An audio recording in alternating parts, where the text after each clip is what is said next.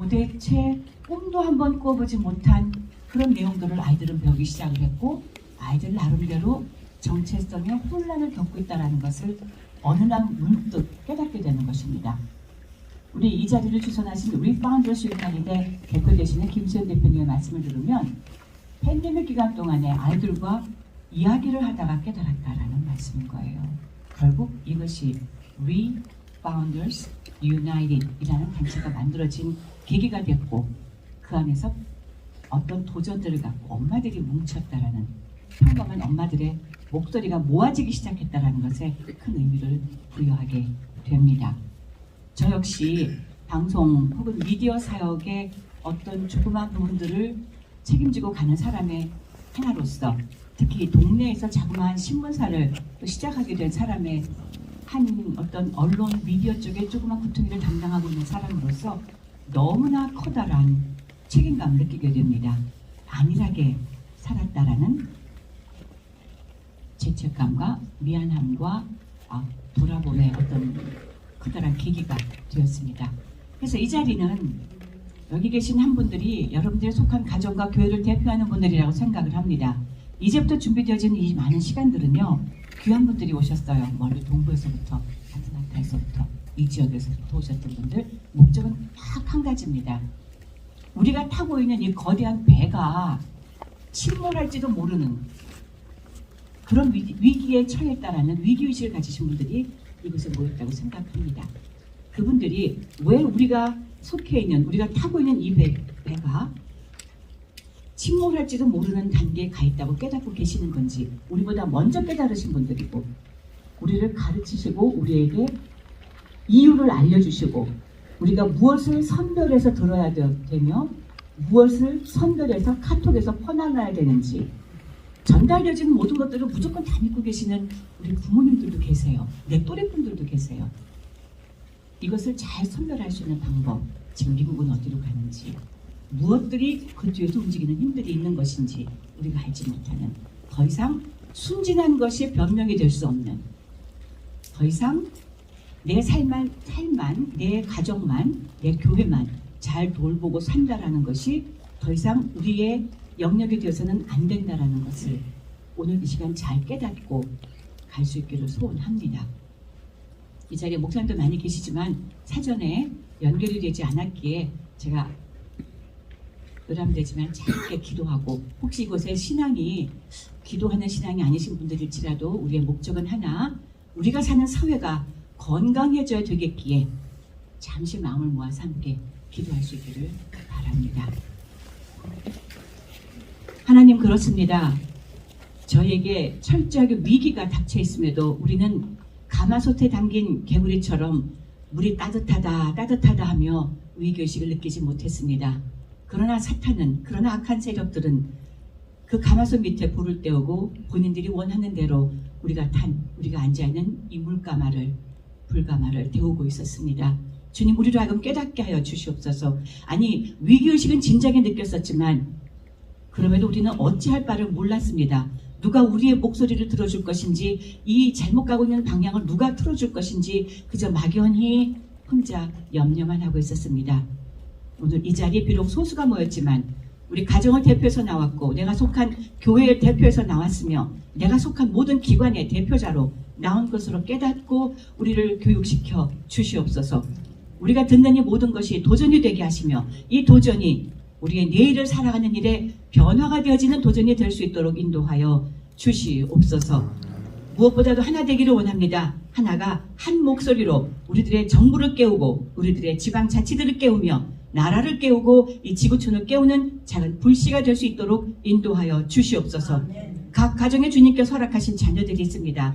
이들이 사과나무의 작은 씨앗처럼 자라날 때에 그들이 딛고 있는 이 땅이 건강한 것이 되어지게 하시고, 하나님 보시기에 기뻐할 만한 땅이 되어지는 그 변화의 일들이 오늘 이 순간 있을 수 있도록 주여 인도하여 주시옵소서. 함께한 모든 자들을 축복하여 주시옵시고, 이 모든 말씀을 우리를 위하여 십자가에 달려 돌아가신 예수 그리스도 이름 받들어서 간절히 기도드렸습니다. 아멘. 계속해서 멀리에서 오신 우리 마이클 신 박사님, 그리고 도중에 사회 없이 계속 진행이 되도록 하겠습니다. 그리고 조금 늦게 시작한 관계로 오늘 브레이크 타임은 없을 것 같습니다. 양해해 주시기 바랍니다.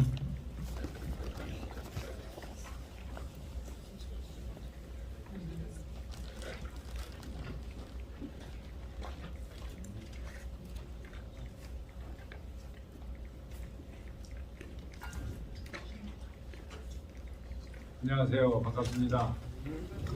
안녕하세요.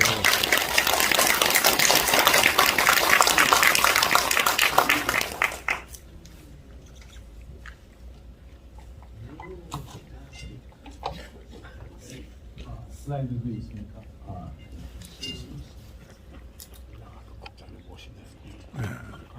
우선 강연을 시작하기 전에 이 주최를 해주신 We Founders United 여러분들께 감사의 말씀을 드립니다.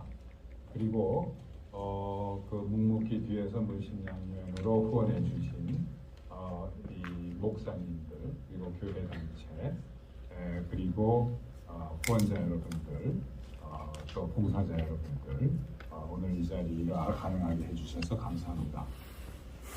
오늘 그러나 제가 누구보다도 큰 감사의 말씀을 드릴 분들은 지금 오늘 이 자리에 오신 여러분들입니다. 저는 이렇게 많은 분들이 제가 오늘 이야기하려고 하는 주제와 또 다른 강사분들께서 이야기하려고 하는 그 주제에 대해서 되게 큰 관심을 가지고 있다라는 것을 알고 지금 매우 기쁩니다. 제가 여러분들께 말씀을 드리려고 하는 것은 글로벌리즘입니다. 그리고 이 글로벌리즘이 어떻게 오늘 우리 미국 사회에서 일어나고 있는 여러 가지 사회 현상과 관련이 있는가라는 것을 쭉 말씀을 드리고, 그러면은 다른 강사님들께서 이 이야기하시는 내용과 이렇게 그 접목이 돼서 이해하시기가 편할 것 같습니다. 자, 이 글로벌리즘이라는 게 뭐냐면은, 글로벌리즘은 이 많은 분들이 글로벌라이제이션과 글로벌리즘에 대해서 혼동하시는 분들이 참 많습니다. 글로벌라이제이션이라는 것은 프로세스를 얘기하는 거예요. 그 피노메논, 현상. 그리고 글로벌리즘은 사상입니다. 이건 이념이에요.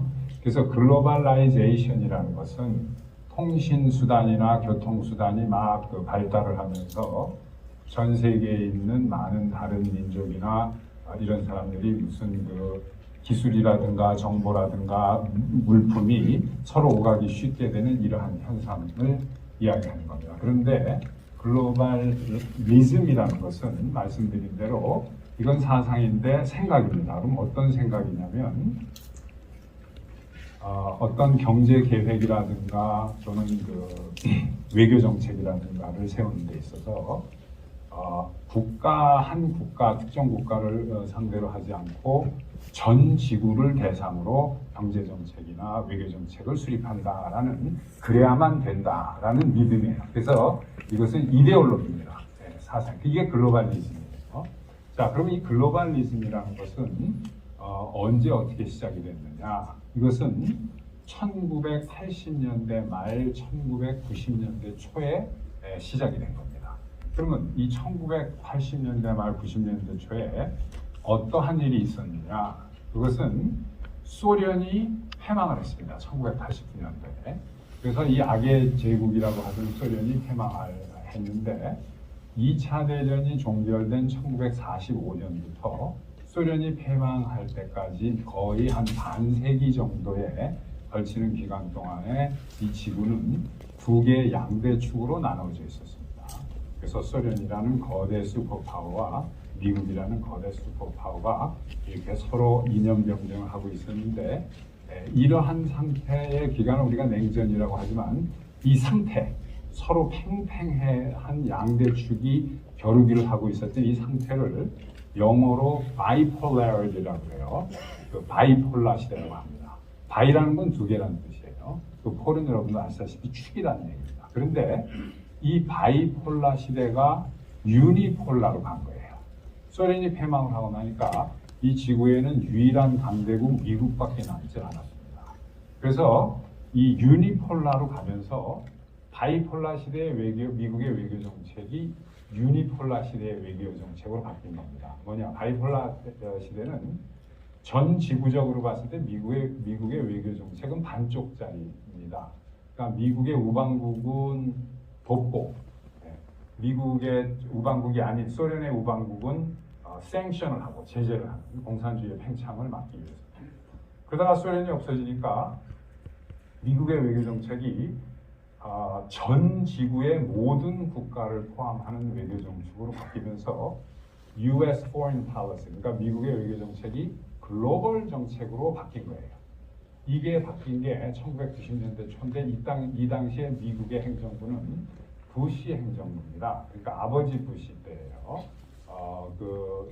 조지 H.W. 부시의 행정부인데 이때의 미국 사람들의 그 행복감이라는 건 말할 수 없었습니다. 미국 그 연세가 드신 분들은 기억하시겠지만 소련이 패망했을 때 미국뿐만 아니라 자유를 사랑하는 전 세계 모든 나라 사람들의 그 행복감은 말할 수 없었어요. 영어로 이제 유포리아라고 하는데 이 사람들이 야 이제 공산제국이 없어졌다. 그러니까 이 지구는 유일한 슈퍼파워가 하나밖에 안 남았는데 이 슈퍼파워가 자유민주 체제를 숭상하는 나라다. 그러니까 이제는 전 지구가 자유민주 체제로 갈 것이다 라는 생각이 팽배했습니다. 그리고 이 당시에 그때 사회상이라든가 앞으로 이 지구가 어떠한 이 국제관계에 있어서 어떠한 행태를 갈 것인가 라는 것을 잘 예측하고 잘 분석한 책이 한 권이 나왔어요. 근데 그 책 이름이 뭐냐면은 The End of History라는 책입니다. 그러니까 End of History라는 것은 글자 그대로 그 역사의 종말이라는 얘기잖아요. 근데 이 책의 그 역사는 무슨 역사냐면 전쟁의 역사를 얘기하는 거예요. 그러니까 이제는 슈퍼파워가 자유민주 체제인 미국이니까 이제 전쟁 못한다. 이제는 진정한 팍스 아메리카나 시대가 시작이 된다. 이 팍스 아메리카라는 말을 여러분들이 다 아시겠지만 이것은 이제 팍스 로마나라는 말에서 가져온 겁니다.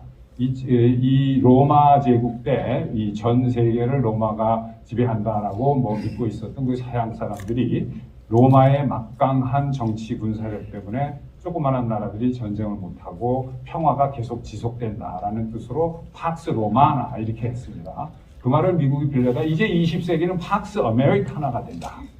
미국의 그 막강한 그 슈퍼파워의 영향력 때문에.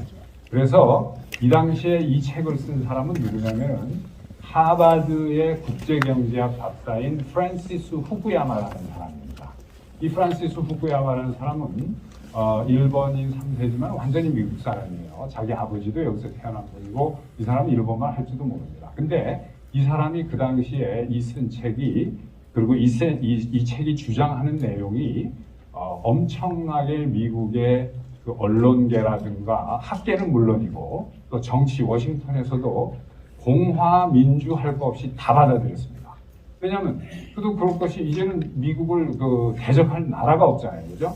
그래서 이 사람의 주장하는 것뿐만 아니라 다른 사람 이제 그 다음에 혹시 연세가 드신 분들은 아실지 모르겠지만 찰스 프라우트해머라는 사람이 있어요. 이 사람이 이제 원래 하버드 의대 출신인데 나중에 이 사람이 그 의사를 안 하고 방송인하고 정치평론가로 됐어요. 그래가지고 얼마 전에 그 작고를 했는데 상당히 유명한 사람입니다. 그래서 1990년대에 미국의 이 외교 정치의 한 시대를 풍미했던 사람이 이 두 사람이에요. 프란시스 후쿠야마라는 하버드 출신의 정치경제학 박사하고 정치학 박사입니다. 경제학이 아니고 찰스 프라우트해머라는 방송인이면서 이제 정치평론을 했던 사람인데, 근데 이 사람들이 그래서 그럼 바뀐 이론이 뭐냐, 바뀐 외교 정책이 뭐냐, 바뀐 외교 정책이 우리가 이 미국이 앞으로 슈퍼파워니까 전 세계를, 그러니까 미국이 제일 지긋지긋한 게 뭐냐면은 이 전쟁이 없는 사회를 만들고 싶었던 거예요. 미국은 1945년도에 전에는 이제 크게 외교적으로 미국의 외교 정책은 네 가지입니다. 하나는 아이솔레이셔니즘이에요. 고립주의. 그러니까 태평양 건너 이쪽으로 아시안 건너 무슨 일이 거기서 일어나든 말든 우린 개입 안 한다. 이건 1945년 이전입니다. 그리고 그 다음에는 이제 엔게이지먼트 팔리시가 있는데, 엔게이지먼트는 개입을 한다는 얘기겠죠. 그 두 가지가 있습니다. 온쇼어 밸런싱이라는 게 있고 오프쇼어 밸런싱이라는 게 있어요. 자세한 설명은 안 드리겠습니다만 미군은 어디에다가 디플로이 해놓느냐에 따라서 달라지는 겁니다. 그 다음이 마지막이 domination이에요. Complete dominance of the world. 그러니까 미국 지구 전체를 dominate 한다. 그런데 dominate은 불가능했겠죠. 소련이 있었으니까. 그죠? 그 소련이 없어졌잖아요. 그러니까 미국의 지구 반쪽짜리 외교 정책이 전 지구를 끌어안는 정책으로 가면서 글로벌 포린 팔러시로 가면서 이 미국이 전 세계를 다미네이트하는 첫 번째로 다미네이션을 미국의 외교 정책으로 받아들인 겁니다. 그런데 미국은 이게 자기가 자유민주 체제 국가니까 우리가 자유민주 체제로 전 세계를 다미네이트해야 되겠다는 게 1990년대 부시 대통령이 세운 거예요. 그래서 이거는 민주당이 아니라 공화당이 먼저 시작한 겁니다. 근데 말씀드린 것처럼 민주공화 구분이 없어요. 그때 미국의 학계, 정계, 교육계, 언론계 다 동의한 겁니다. 그래서 그 바뀐 미국의 외교 정책이 글로벌리즘이고 글로벌 포린 팔러시인데 여기서 미국이 한마디로 외교 정책 전문 용어로 뭐라고 얘기를 하냐면 미국의 바뀐 외교 정책이 리버럴 헤게모니라고 합니다. 미국 사람들이 이제 리버럴 헤게모니 이렇게 얘기를 하는데 이 리버럴 헤게모니라는 게 그럼 뭐냐? 리버럴 헤게모니는 제가 이 슬라이드가 없어서 저기 있는 걸 하고 좀 이따가 같이 밑에 있는 이론과 이 어드밴티지하고 컴페어티브 어드밴티지하고 같이 설명을 드리겠습니다만 이 리버럴 헤게모니는 간단하게 얘기해서 이겁니다. 미국의 자유민주 체제가 너무 좋다. 그런데 전 세계가 싸움을 하는데 1차 대전, 2차 대전도 우리가 평정하고 왔지 않느냐. 그리고 그 이후로 많은 전쟁이 일어나지 않는 것은 미군들이 도처에 지금 주둔하고 있는 건데 앞으로는 다시는 지구상에서 전쟁이 일어나지 말아야 되겠다. 그러니까 영구 평화를 미국이 생각을 한 거예요. 그리고 또 하나는 이 지구가 공동으로 경제적으로 번영을 해야 되겠다.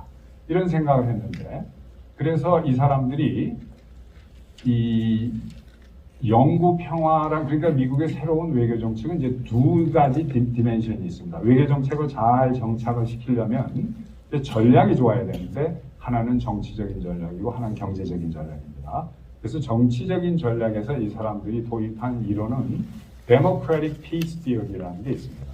Democratic Peace Theory라는 것은 자유민주 체제의 국가와 자유민주 체제의 국가는 서로 전쟁을 하지 않는다는 국제관계학, 국제정치학의 이론이에요. 그리고 이 이론은 거의 대부분 맞습니다. 그리고 그러면은 데모크래틱 피스 디어리를 미국 새로 바뀐 외교 정책에 도입을 해가지고 전 세계를 미국이 다미네이트 해야 되는데 리버럴 디모크래시 그러니까 자유민주 체제의 정권으로 전 세계를 바꾼다. 전 세계가 자유민주 체제로 바뀌면 전쟁을 안 할 거 아니에요. 그죠? 이 이론에 의하면. 그러니까 every single country on earth 이 지구에 있는 모든 나라가 다 이 자유민주 체제로 바뀐다면 전쟁이 없어질 것이다 라고 그때 그 사람들이 생각을 한 거예요. 그리고 경제적으로 공동 번영을 해야 되겠다. 그 공동 번영을 해야 되겠다라고 할 때는 이 경제학자들이 이런 어드바이스를 한 거예요. Comparative Advantage Principle로 경제학 이론을 어드바이스를 한 겁니다. 이런 거 어드바이스 받으려고 당시에 그 부시 행정부에서 엄청난 노력을 하고 컨설팅 회사를 어마어마하게 주고서 이제 돈을 주고 이걸 받은 건데 자 이렇게 해서 세운 정책이 리버럴 헤게모니입니다. 근데 리버럴 헤게모니 우리식 발음으로 그러면은 이 리버럴 헤게모니라는 단어에서 아시다시피 여러분들이 리버럴이라는 건 이제 리버럴리즘이라는 건 우리나라 말로 해석이 안 됩니다. 리버럴리즘을 해석하려고 제가 몇 시간을 고생을 해서 했는데도 안 돼요. 이 리버럴리즘은 그냥 보통 우리가 자유주의 하는데 그렇지 않습니다. 리버럴리즘은 영국에서 잔 라크 시대에부터 내려온 사상인데 이게 우리가 흔히 생각하는 자유민주 체제의 자유하고는 약간은 다릅니다. 가장 크게 다른 게 여기에 들어가 있는 게 미국의 독립선언에도 나와 있는 inalienable right이라는 게 있어요. inalienable이라는 것은 하나님이 주셨기 때문에 천부의 권한이다. 그래서 끊을 수 없는 어떤 누구도 데리고 와서 그러니까 이거를 지금 요즘에 민주당이 악용을 하죠. 하나님이 주신 게 아무도 이걸 가져갈 수 없는 이 권한이다 해서 13살 먹은 애들이 뭐 성전환 수술한다 그러면 부모도 못 건드린다 뭐 이런 식으로 하는데, 아무튼 그런 게 이 당시에 미국에 팽배했던 사상이고, 말을 안 들으면, 그러니까 자유민주 체제로 바꾸는데 말을 안 들으면 주먹을 좀 써도 된다라는 게 쉽게 얘기해서 자유패권이라는 얘기야. 리버럴 헤제모니. 그래서 그 당시에 미국이 악으로 봤던 게 이제 세 가지 세력이 있습니다. 공산주의는 멸망을 했지만 종주국은 아직 세력이 좀 남아있죠. 북한, 중공, 쿠바 좀 남아있었습니다. 그래서 잔류 공산 세력하고, 그 다음에 그 독재 정권, 자본주의 친미 국가라도 독재를 해서는 안 된다 이거 하고, 그 다음에 그 human rights. 이 human rights가 아까 제가 말씀드린 inalienable rights라는 거예요. 미국의 독립선언서에도 나온. 그래서 이 리버럴리즘을 전 세계에 퍼뜨린다. 그런데 어떻게 할 것이냐? 어떻게 할 것이냐면, 아까 말씀드린 이 리버럴 디모크라시로 정치적으로 해서 전 세계를 미국이 2차 대전 이후에 만들어 놓은 자본주의 경제 시스템에 이렇게 코를 낀다는 거예요. 그리고 이 코를 한번 끼면은 빠져나가지 못하도록 해야 된다. 어떻게 해야 될 거냐? 경제 정책이라는 것을 이용해야 된다. 부시 대통령이 1990년도 UN 기조연설에서 The New World Order라는 이야기를 했어요. New World Order라는 것은 새로운 세계 질서다 이런 이야기인데, 이것은 경제 질서를 얘기하는 겁니다. 정치 군사는 미국이 이미 유일한 슈퍼파워이기 때문에 그거는 뭐 더 이상 얘기할 필요가 없는 거고. 근데 그러면 경제 질서를 어떻게 해야 되느냐, 이 사람들이 쭉 연구를 하다가 이런 전략을 세운 거예요.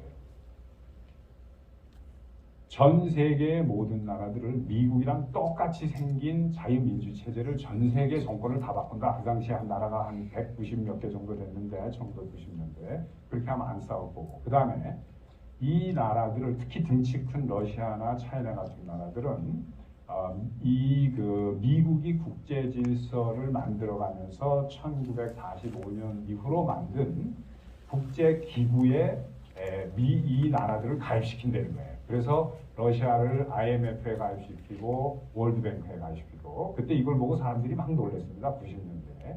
그리고 중공을 WTO에 가입을 시키고, 국제무역기구에. 이런 일들이 막 천지가 개벽하는 일이 1990년대에 일어난 거예요.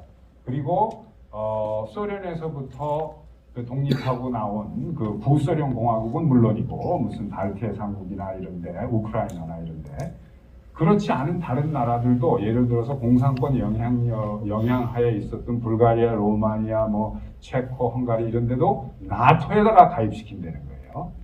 그렇게 하면 뭐를 원했느냐면, 이렇게 해서 국제기구에 다 가입을 시켜놓으면 이 사람들이 국제기구에 룰이 있고 규정이 있는데 그걸 따를 수밖에 없지 않느냐, 멤버가 되니까. 그리고 이 국제기구는 다 미국이 만든 겁니다.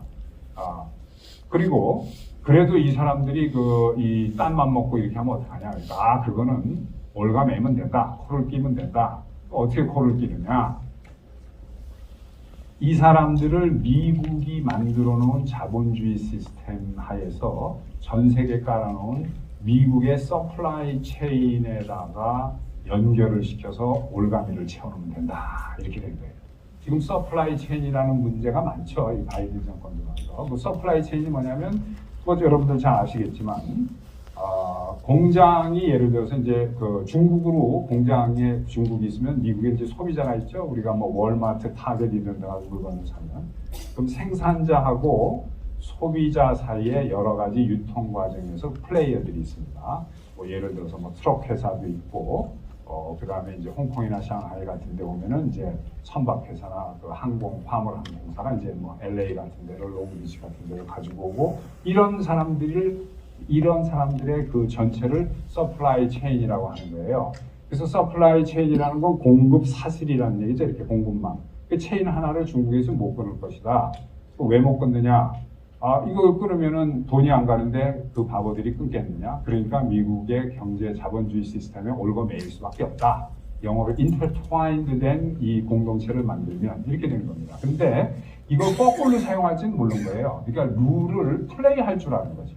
그 사람들이. 그런데 이렇게 해서 아무튼 미국의 외교 정책이 바뀌었는데, 이것은 그 완전히 디자스터입니다. 이렇게 바뀐 외교 정책 자체가 완전히 그 실패한 외교 정책이에요. 미국의 외교 정책이. 왜 실패를 했느냐? 그 미국이 순수하게 생각했던 것 중에 아까 여기 보면은 그 저기가 있죠. 그 이게 왜 이렇게 한국어로 바꿔요? 한국어. 거기 보면 계속 넘어가지 말고 내가 이렇게 얘기할 때 뭐 이거 올려주세요. 그다음 슬라이드로 처음에서 두 번째 걸로 가세요. 그 제가 이게 없으니까 자 근데 아까 말씀드린 그 이 리버럴 헤게모니라는 게 있죠. 리버럴 헤게모니라는 게 이제 정치적인 측면이고 그 다음에 그 comparative advantage principle이라는 건 경제학 이론입니다. 이것을 어드바이스를 한 거예요. 그 많은 사람들이. 그럼 comparative advantage라는 건 뭐냐? comparative advantage라는 것은 우리가 예를 들어서 쉽게 말씀드리면 이런 겁니다. 개인이나 회사가 자기가 필요한 모든 물건을 자기가 다 만들어야 된다 이거예요. 그래서 내가 농사도 짓고 내가 집도 짓고 내가 뭐 다 한다. 그러면은 생산성이 떨어지겠죠. 그래서 경제학 이론 중에 comparative advantage 이론이라는 것은 각 개인이든 회사든 본인이 잘하는 것만 하게 해가지고 그러면 생산성이 쭉 올라갈 거 아니에요? 그래서 나중에 교환을 하게 되면 높은 생산성을 다 가졌기 때문에 더 좋은 이 경제가 된다. 더 서로 번영할 수 있다는 이론인데 이건 맞습니다. 그런데 이것을 나라에도 적용시키면 된다라고 그 엘리트층이 어드바이스를 한 거예요. 이 백악관이고 스테이트 디파트먼트고 이런 데가 1990년대에. 그러니까 공장을 뜯어가지고 중국으로 가지고 가야 된다. 왜냐하면 그 당시에 이미 미국은 그 매뉴팩처링이 되는 인더스트리는 미국은 거기서 탈퇴한 상태다. 미국은 아주 높은 다음 4차원, 5차원사적인 대로 IT라든가 항공 우주 산업이라든가 또는 무슨 내노 테크놀로지라든가 뭐 바이오라든가 이런 쪽으로 미국은 이미 갔지.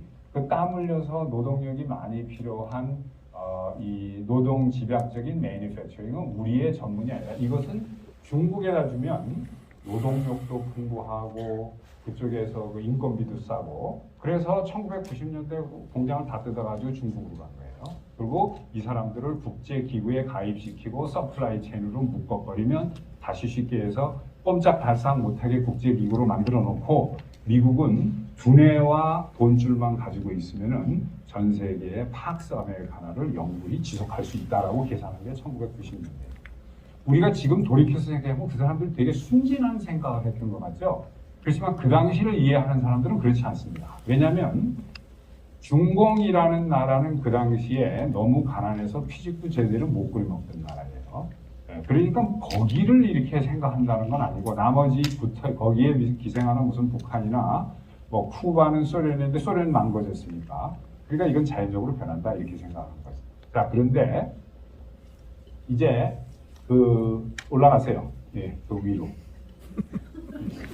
위로 올라가세요. 위로. 그러니까 내가 그 손짓을 한번 옮겨주세요. 또 올라가십시오. 네. 자, 그 다음 두 슬라이드만 내려가세요. 자, 이게 이렇게 돼서 이 미국이 이 정책을 막 피기 시작을 합니다. 그런데 처음에 한 10년 정도는 이게 성공을 하는 줄 알았어요. 1990년대는 거의. 근데 이게 문제가 있고 마음 먹은 대로 잘 안 된다, 쉽지 않다라고 생각했던 게 2000년대 들어오면서부터 문제가 생기기 시작합니다. 9/11이라는 큰 사건이 생겼습니다. 그래서 미국이라는 나라는 그 전으로 가세요. 그 전으로. 네, 여기서 눈이기지 마세요.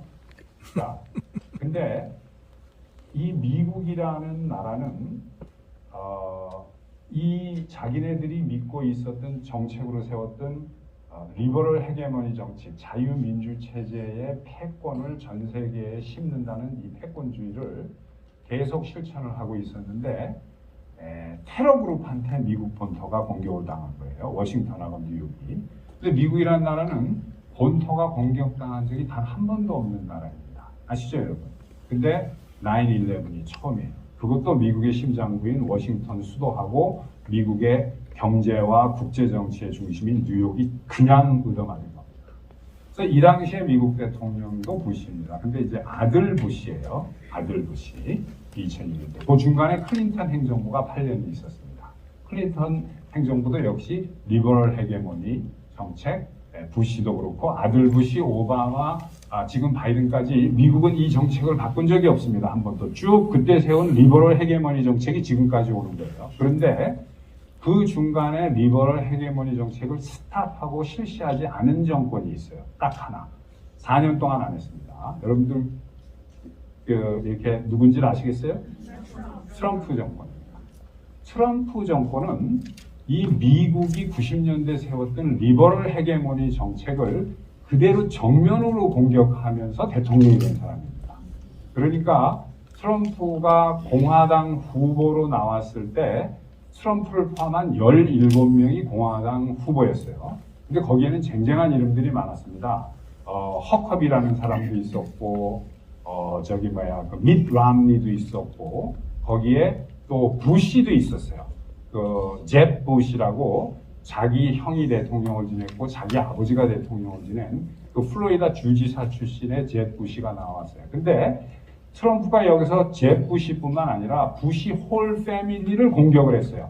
서가지고. 그래서 누구를 공격했냐면 엘리트를 공격을 했습니다. 엘리트층을. 그 다음에 누구를 공격했는지 아시죠? 언론을 공격을 했어요.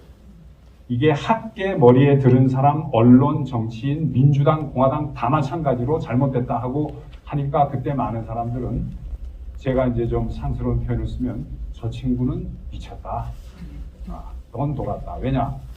아니 공화당 후보로 나온 사람이 부시의 공화당의 대북격인 그 부시를 홀 패밀리를 공격하고서 저게 자살행위지. 그 다음에 언론에 잘 보여듯이 하는 때 언론이 페이크 뉴스라고 계속 공격을 한 거예요. 그런데 이 사람이 공화당 티켓을 집어주고 대통령 후보에 당선이 될 줄 꿈에도 생각 못했어요. 그러니까 힐러리 같은 사람은 잽 부시 상대할 준비를 할까 아니면 밋 람니 준비할까 이러고 있다가 트럼프가 된 겁니다. 그리고 트럼프가 2년 동안 선거 본격적인 유세는 1년 반 전인데 그동안 하면서도 미국의 모든 언론은 트럼프가 대통령이 될 가능성은 8%밖에 안 된다. 힐러리가 대통령에 당선되는 게 92%라고 2016년 11월 날 선거 당일날 아침까지 그랬어요. 근데 열어보니까 트럼프가 엄청난 표로 이겼습니다. 한두 표 차이로 이기는 게 아니에요. 마지노 빅토리라고 하는데 그게 아닙니다. 랜드슬라이드 빅토리 한 거예요. 선거인단 표가 77표 차이로 힐러리를 이긴 거예요. 자, 그런데 이렇게 완전히 망가진 정책이 왜 망가졌냐면 9.11이 일어나니까 부시 그 아들 정권에서 아프가니스탄을 들어갔습니다. 왜냐? 이 알카이다 조직의 트레이닝 캠프로 아프가니스탄이 제공해줬다는 거예요. 그 아프가니스탄을 들어가는데 아프가니스탄에서 이 사람들이 들어갈 때 조심하는 사람들이 많았어요. 왜냐하면 여러분 소련이 아프가니스탄에 들어가서 10년 동안 계속 이렇게 아무것도 못하고 뭉개다가 결국은 망해버린 거 아시죠? 뭐 그것 때문에 망한 건 아니지만 그것도 관련이 있습니다. 소련이 공산주의가 팽창하고 공산주의 팽창을 돕는다고 1970년대 말에 아프가니스탄에 참전했어요. 거기서 10년 동안 아무것도 못하고 국지전만 계속 하다가 계속 실패를 하고 그 아프가니스탄을 우습게 볼 사람들이 아닙니다. 탈리반들이. 무기도 없고 힘도 없지만 뭐가 있냐면 내셔널리즘이 있는 거예요. 남의 나라가 우리나라 땅을 밟았다. 이거는 절대 용납할 수 없다. 우리 한국 사람들도 일본만 하면 그냥 가만히 있다가 끄는 사람들 많죠. 네, 그런 식이에요. 그러니까 언제 나왔냐 그러면은 소련이 아프가니스탄에서 자기네 본국이 망해가지고 1989년대 없어진 나라로 거기 있던 소련군이 철구를 했어요. 못 이겼습니다. 여길 미군이 들어간다고 하니까 만류하는 사람들이 많은데 우리 미국은 달려가. 어떻게 했죠? 들어가가지고 2달 만에 아프가니스탄을 완전히 평정을 했어요. 그래서 9.11이니까 september잖아요. 그죠? 그러니까 10월 달에 아프가니스탄을 침공해가지고 12월 중순에 전 아프가니스탄을 미군이 다 접수했습니다. 그리고 카불에 아까 말씀드린 리버럴 헤게모니의 정책대로 딱 미국이랑 똑같이 생긴 자유민주 체제 정권을 딱 세웠습니다. 하미 카자이라는 사람은 대통령으로 앉혀놓고. 자, 그런데 어떻게 됐습니까? 작년에 바이든이 미군을 모욕적으로 철수시킨 거 아시죠? 그게 20년 만에 철수한 거예요. 그럼 20년 동안 뭐 했어요?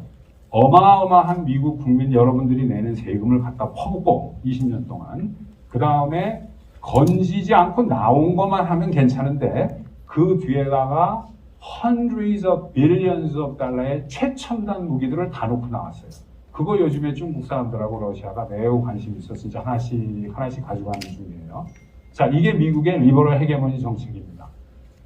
그런데 그때는 이제 미국이 성공한 줄 알고 신나가지고 야, 또 들어가자. 어떤 나라를 또 제대로 버릇을 가르쳐서 자유민주 체제를 세울까? 북한을 할까 했는데 또 김영삼이 반대했습니다. 북한을 때리려고 하는 거. 북한 때리는 거는 클린턴 대통령이 때리려고 했어요. 네, 근데 그건 김영삼 대통령이 내 살아생전에는 안 된다. 그래가지고 못합니다. 네. 그래서 그러니까 어디를 칠까 하다가 이라크 사담 후세인이 뭐 큰 대량 살상 무기 만든데더라 거기 들어가자 하고 이제 가가지고 했는데 바그다드 들어가가지고 사담 후세인 잡아다가 몇 년 후에 이제 거기도 리버럴 데모크라시의 미국과 똑같이 생긴 정권을 하나 만들어놨어요. 친미 정권을. 그 9년 만에 포기하고 미국이 나왔습니다. 2003년도에 들어갔다가 2012년 말에 미국이 완전 철수했어요. 그리고 뭐 그 이후에 남아있는 미군은 상징적인 그 뭐 연합국으로 나하고 같이 있는 거지. 그 전에 미 군정을 실시했습니다. 리버럴 데모크라시 만든다고. 포기하고 나왔죠. 거기도 10년도 못 있다가 9년 몇 개월인가 만에 나왔어요.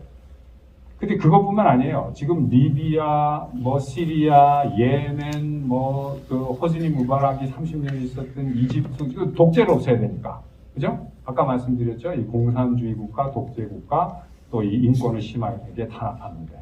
근데 공산주의는 아니지만 두 개가 걸리는 거예요, 중동이. 여자들 뭐 지금도 구약 시대처럼 얼굴 가리고 다니게 하니까 인권 탄압이 말이 아니다. 여기 제일 먼저 손봐야 된다 하면서 존 케리나 힐러리가 오바마 때 그런 거 하러 다닌 거예요. 어마어마한 돈을 가지고 중동을 소셜 엔지니어링을 해서 국가를 다 전복시켜 놓은 겁니다.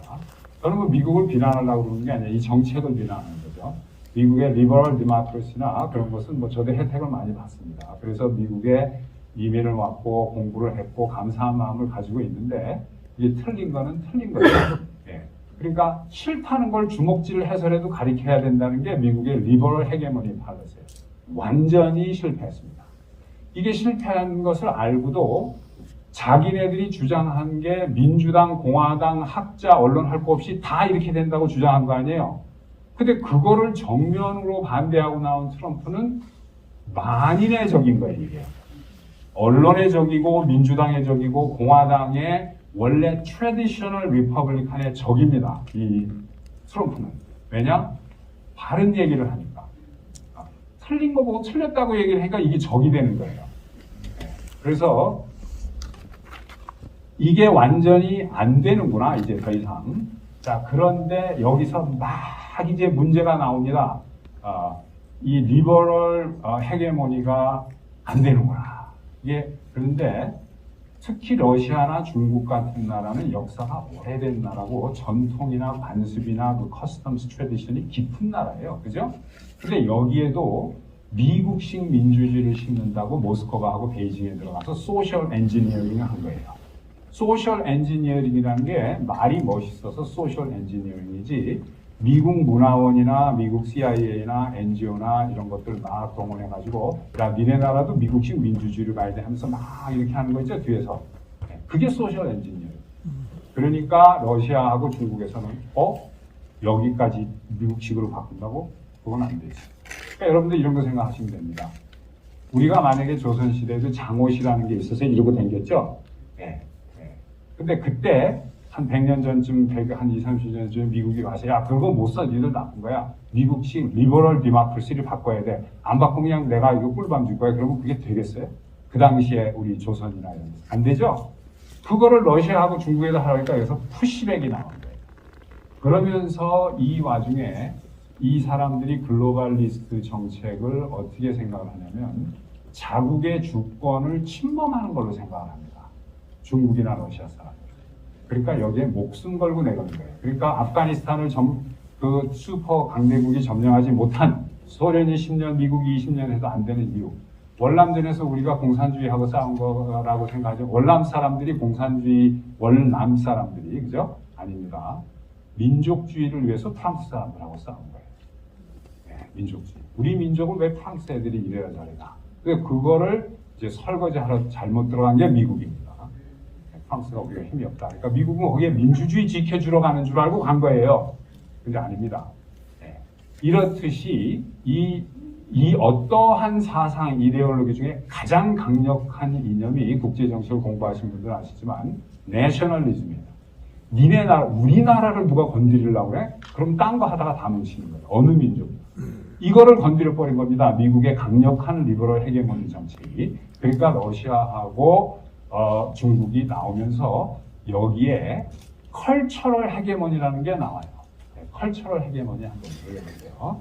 자, 컬처럴 헤게모니라는 건 뭐냐면은 이게 마르크스주의를 쫙 퍼뜨리기 위한 스트래티지가 컬처럴 헤게모니예요. 이 컬처럴 헤게모니라는 것은 이태리의 공산당 총서기장을 지낸 사람이 있어요. 안토니오 그람시라는 사람인데 이 사람이 등이 좀 이렇게 된 사람인데 제가 뭐 그런 좋지 않은 표현 하지 않겠습니다만 그래서 그런지 삐뚤어진 데가 많은 사람인데 이 사람이 무슨 학자냐면 언어학자예요. 링구이스트예요. 그래서 이제 무솔리니가 그 파시스트 아니에요? 무솔리니가 이태리 정권을 딱 이태리의 최고 지도자니까 이제 공산주의 싫어하거든요. 파시스트는 딱 잡아다 감옥에 넣는 거예요. 그래서 죽을 때까지 안 꺼내놓은 겁니다. 그러니까 학자니까 뭐 하겠어요? 계속 깜빵 생활하면서 이제 이걸 쓴 거예요. 그리고 죽을 때 되니까 병보석으로 풀어놨는데 거기서 집필한 걸 모아가지고 만든 책이 컬처럴 헤게모니예요. 이건 뭐냐? 미국이 주장했던 리버럴 헤게모니의 반대급부로 나온 겁니다. 예. 물론 시대는 달라요. 이게 나온 건 1920년, 30년대인데 그때부터 겨울잠을 자다가 미국이 실시하는 리버럴 헤게모니가 삐꺼덕 하면서 잘 안 가는 것 같으니까 2000년, 2010년 들어오면서 요 뒤에 중공이 우리가 러시아나 이런 나라가 없다라고 볼 수가 없는 거예요. 제가 뭐 개인적으로 증거를 가지고 있지는 않지만 요즘에 FBI가 CIA가 콜렉트를 하고 있는 것 같아요. 돈줄이 BLM이나 그 안티파 이런 거 아시죠, 여러분들? 이게 다 그 컬처럴 헤게모니에 영향을 받은 사람들이 하는 일입니다.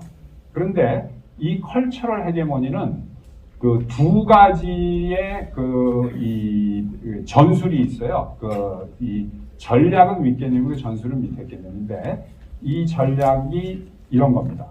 첫 번째 스트래티지는 20세기는 똑똑해진 사람이 많고 부르주아가 각계각층의 이 매니지먼트나 컨트롤을 하고 있으니까 이 19세기식으로 무식하게 그냥 감정을 해서 총칼로 공산혁명 하려면 안 된다. 그러니까 어떻게 해야 되냐? 문화로 해야 된다.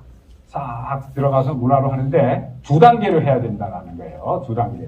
그 다음 슬라이드 부탁드립니다. 자, 첫 번째 단계는 War of Position. 이게 컬처럴 헤게모니에서 써서 나오는 전술입니다. 첫 번째 단계는 이 War of Position이에요. 포지션 자리 잡는다는 얘기죠. 요게 이제 한 5년, 10년 돼서 교회고, 대학이고, 직장이고 이런 데 싹 되면 2단계로 넘어간다는 거예요. 2단계는 The War of Maneuver. 네. Maneuver라는 건 뭐냐? 뭐 교묘하게 하는 걸 maneuver라고 해요. 겉으로 봐서 잘 모르겠어요. 여기에 파생적으로 나오는 게 지금 미국의 CRT라든가 우워키즘이라든가 또 그냥 부대 동원해가지고 캔슬해버리는 캐슬 컬처가 여기에 파생 상품으로 나온 겁니다. 이게. 네. 그래가지고 이런 일들이 막 일어나고 있는데 자 완전히 이 사람들이 그리고 이제 우리가 이런 생각을 해요. 그러면은 그렇게 잘못되고 이렇게 해서 반발이 나오고 하면은 이거를 수정해야 될 거 아니냐? 왜 미국은 수정하지 않고 바이든 정권까지 32년째 이거를 계속하냐? 이제 그 뒤에 빅 플레이어들이 이제 세 종류가 크게 있습니다. 하나는 액티비스트들이고 이거 좌파 액티비스트들을 얘기하는 거예요. 뭐 로비 웨이드 오버턴 됐다고 막 나가가지고 대법관들 집에 가서 뭐 하고 이러는 그 액티비스트들. 또 하나는 코퍼레이션이 있습니다. 그 다음 슬라이드 해주세요. 코퍼레이션은 여러분들은 아시다시피 이제 회사죠. 그 다음에 하나는 politicians, 정치인들인데 이 액티비스트들이 하는 액티비즘은 좌파 액티비즘은 중요한 롤을 하지만 숫자가 얼마 안 됐는데 이게 over represented 된 거예요. 엄청나게 많은 사람들이 이런 걸 믿는 것처럼 이렇게 언론이 왜 한 통속인지 아시겠죠? 네, 언론하고 민주당하고 학계하고 지식인하고 공화당의 일부하고 그죠?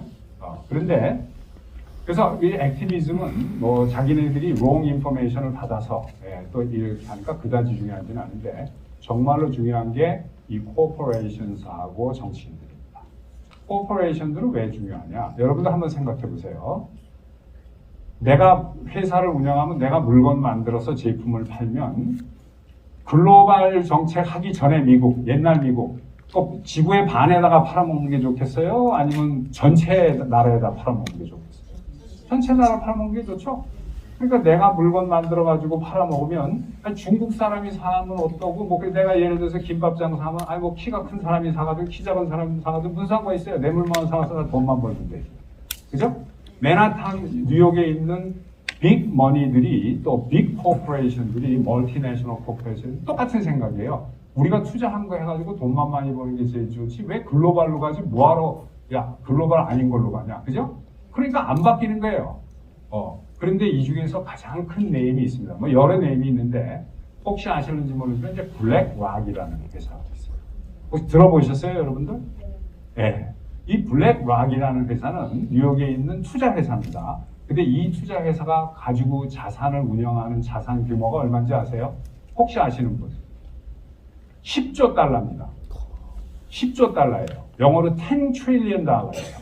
근데 저같이 그 돈이 없고 뭐 이런 사람들은 나는 뭐 어떻게 때는 뭐 1000불만 해도 좀 큰 돈이라고 생각하는데 10조가 얼마지 하고 우리가 이해가 잘 안 가죠. 그죠? 네. 10조가 얼마인지 제가 말씀을 드릴게요. 여러분들 대한민국이 우리의 조상 때부터 열심히 일을 해가지고 정말로 가난한 나라로 살다가 엄청나게 경제적으로 성장한 나라가 돼서 지금은 세계 경제의 10위권 정도 안에 들어가는 나라가 됐어요. 그죠? 어떤 사람은 뭐 9위라고도 그러고 막 이래요. 뭐 비슷비슷합니다. 근데 세계 10위의 경제가 거기에 있는 대기업 몽땅, 거기에 있는 중소기업 몽땅, 개인까지 5천만이 다 1년에 만들어내는 국민 총생산 GDP가 얼마인 줄 아세요? 2년 전 2020년도에 1.4조 달러입니다. 1.4조.